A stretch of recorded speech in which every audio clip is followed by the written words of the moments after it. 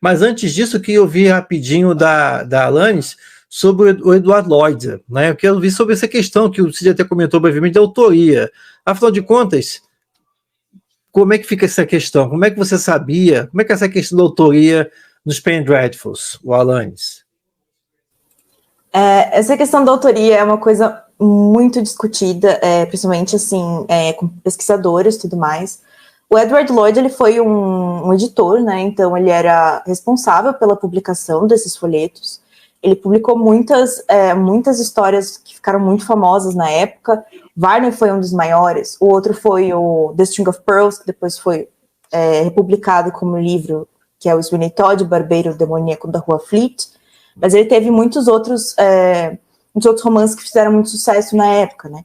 E a autoria realmente era muito difícil. Primeiro porque os autores, que eram esses hack writers, né?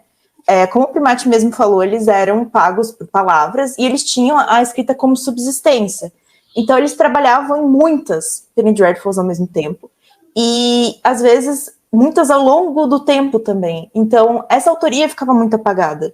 Então, ao invés de eles assinarem com o próprio nome, muitas vezes eles assinavam com anagramas do próprio nome, ou com pseudônimos, ou algumas vezes com outras obras que ele teria escrito, só que daí tem essa confusão.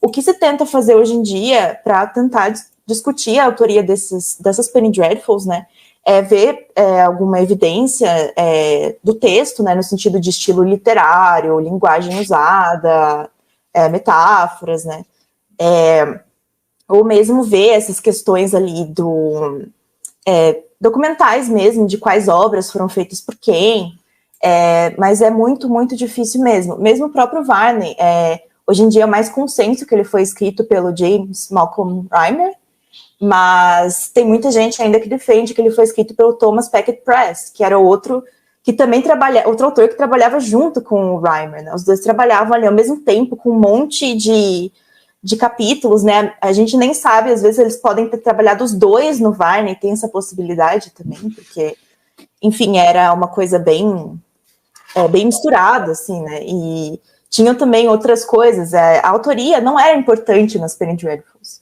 porque as pessoas queriam ver as histórias, os autores não importavam muito na época. Até porque, por exemplo, o que acontecia muito com o Thomas Becket Press é que ele plagiava muitas das obras do Charles Dickens. Então ele pegava as obras do Charles Dickens e plagiava para deixar de uma linguagem mais simples para o povo operário, né? E ele colocava pseudônimo. Então não era muito importante quem escrevia. Essa questão de direito autoral era muito difícil na época. Era mais, tá aqui a história, leia que fique bom para você apreciar, sabe? Então, até hoje, muita discussão, assim, de quem escreveu o quê, né? Muito bom, muito bom.